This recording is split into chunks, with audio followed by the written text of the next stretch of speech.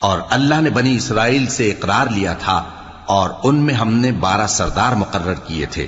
اور اللہ نے فرمایا کہ میں تمہارے ساتھ ہوں اگر تم نماز پڑھتے اور زکوٰۃ دیتے رہو گے اور میرے پیغمبروں پر ایمان رکھو گے اور ان کی مدد کرتے رہو گے اور اللہ کو قرض حسن دو گے تو میں تم سے تمہارے گناہ دور کر دوں گا اور تم کو بہشتوں میں داخل کروں گا جن کے نیچے نہریں بہ رہی ہیں۔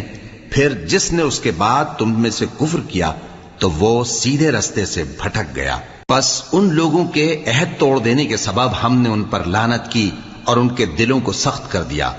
یہ لوگ کلمات کتاب کو اپنے مقامات سے بدل دیتے ہیں اور جن باتوں کی ان کو نصیحت کی گئی تھی ان کا بھی ایک حصہ فراموش کر بیٹھے،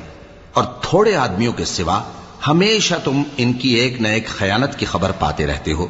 سو انہیں معاف رکھو اور ان سے درگزر کرو۔